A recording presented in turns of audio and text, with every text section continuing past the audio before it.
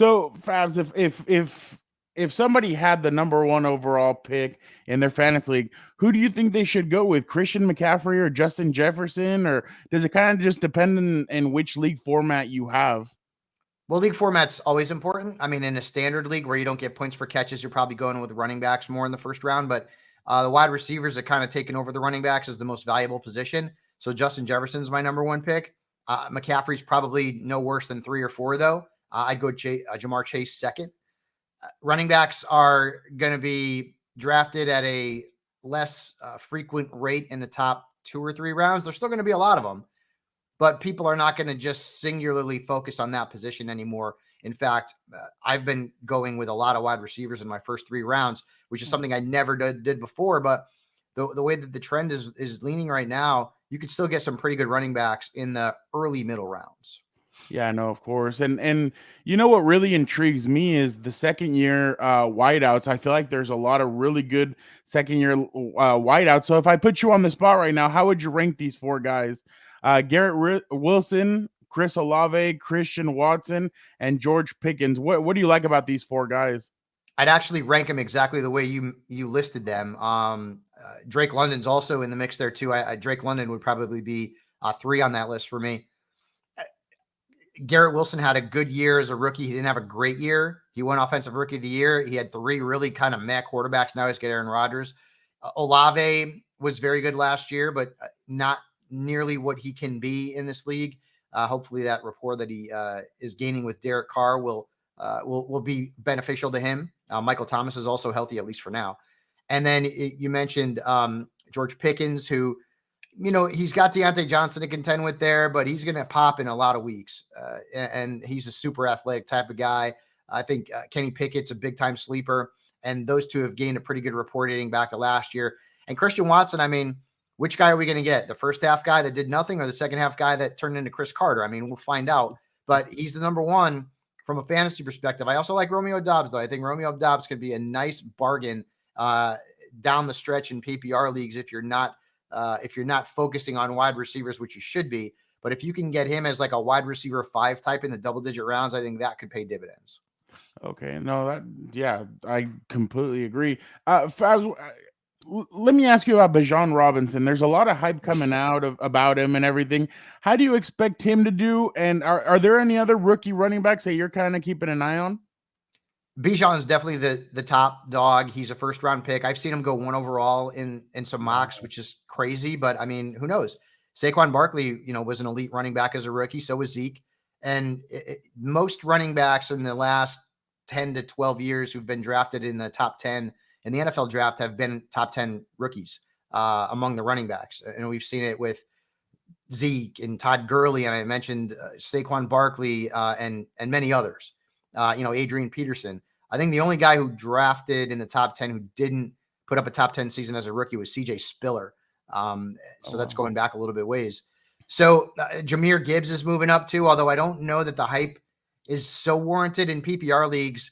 He's going as a 3rd round pick, but David Montgomery's still there. Not saying I wouldn't take Jahmyr Gibbs, but I'd rather see him as a 4th round pick. If somebody wants to go out and get him, that's fine. But he's moving on up.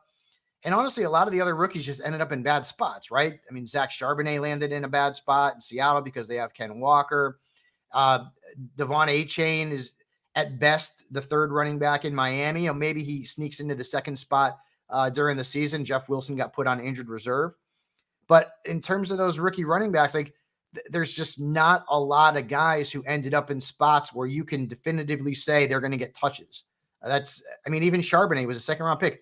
We don't know what his touch share is going to be. We don't know what his workload is going to be because he's got another really good running back ahead of him in Ken Walker. Yeah. Fabs, I cover the Chargers, and a lot of people are high on their offense thanks to the addition of offensive coordinator Kellen Moore. Are you buying stock in the Chargers players? You have Herbert, Eckler, Keenan Allen, Mike Williams, and Quentin Johnston. Yeah, I'm Austin's a good buddy of mine, so I'm always in on him if I can get him. And he's been the best running back in fantasy football 2 straight seasons. As for Justin Herbert, I think last year was kind of the anomaly. I don't think that's going to be what happens again. He was hurt. He had the rib injury. His offensive line wasn't great. He had both of his starting wide receivers hurt at different points in the year. And so it kind of fell apart for him. His ADOT was real bad. He's now going to end up being the guy that I think he was the year before. And that is, one of the top 5 or 6 quarterbacks in fantasy football with Kellen Moore at the helm, assuming his receivers can stay healthy. And Keenan Allen, I've drafted him all over the place as a wide receiver too, normally getting him at the end of round 2, the beginning of round 3, somewhere in that area. Mike Williams, we hope he bounces back from what was a disappointing year. And he certainly has the talent to do that. And Quentin Johnston, he's a late round flyer at best. I mean, somebody would have to get hurt for him to really come in and make a consistent fantasy impact. And he's still behind Joshua Palmer too. So I don't know that he's going to come in and be superstar right away. And then, I mean, Gerald Everett. Gerald Everett's a decent tight end too at a thin position. And then hell, I mean, I even like Cameron Dicker, the kicker, to break out this year behind that offense. Hey man, I know kickers don't get any respect, but I may as well mention them. You got to start one, right, in most leagues. Hey, honestly, last year they needed him twice to make game-winning kicks, and he went in there and he did it. So I feel like sometimes the kickers get a bad rap, but they always do. Yeah. But I think Cameron, he has ice in his veins. I mean, we asked him after the game, like you hit that game winner? Yeah, it was just another kick, and you're like, no, I know, but it was the game winner, and he's just kind of like, yeah, but it's fine. So we're like, oh wow, we're really impressed with the way he just has ice in his veins. Yep.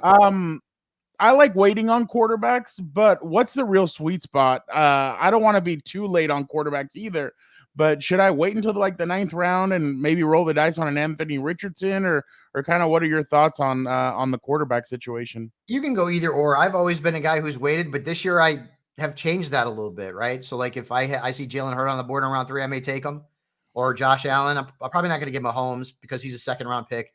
I don't want to go to a quarterback that early in a non super flex 2 quarterback league. Obviously things change if you have to start 2 or you can start 2. But for me, if I wait, I don't mind having like Dak and Richardson or Kirk Cousins and Geno, and I can play the matchups with those, with those players. There's some good. I like Kenny Pickett a lot. He's my favorite sleeper at quarterback this year. Does Russell bounce back? Does Aaron Rodgers bounce back? Last year was a really bad year for quarterbacks overall. At the top, it was good, but other than that, a lot of guys disappointed, including Tom Brady and Rodgers and Russell, and the list goes on and on. But obviously Brady's no longer in the mix, but Russell and Rodgers, let's see if they're in new situations. Rodgers in New York and Russell now with Sean Payton as his head coach. So we'll see if those guys can bounce back. But the position is not one that you have to focus on early in a traditional draft.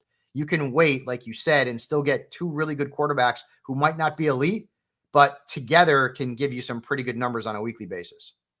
Fabs, honestly, you said Tom Brady is out for right now. What if somebody puts up the bat signal and he says, you know what? You need greatness back. San Francisco could come a calling, and he might come back halfway. No, I'm just kidding. But yeah, I mean, he's part owner of the Raiders now. He's not that's true. He's not coming back. He's not. I'd be surprised if he came back. Yeah, maybe for the Raiders if the Raiders needed him, but that would maybe be the only scenario, and even that, I don't know if they'd bring a. It'd be like in semi-pro with Will Ferrell, player, coach, and right and owner. Fabs, just real quick, who's a guy that you're really high on that maybe not a lot of people are talking about? Ken Gainwell in Philadelphia, and they have a backfield committee, so I'm not super high on him, but I think he could be the best bargain out of the Eagles running backs because everyone's taken Swift and Rashad Penny, and then Gainwell's kind of fallen into round 12, 13, maybe a little bit earlier in some larger leagues, but I wouldn't be surprised if he ended up leading the Eagles running backs in fantasy points. Stranger things have happened. So Gainwell is probably a guy that I like maybe a little bit more than some people. And, there's some deep sleepers too, like Chigakonkwo, who I like in Tennessee, a tight end. And, I mentioned Romeo Doubs also. So there's some players out there that you can get late that I've been targeting late, hoping that maybe my prognostication will come to fruition and they'll be useful assets for my fantasy team. Fabs, we obviously we appreciate you having you on.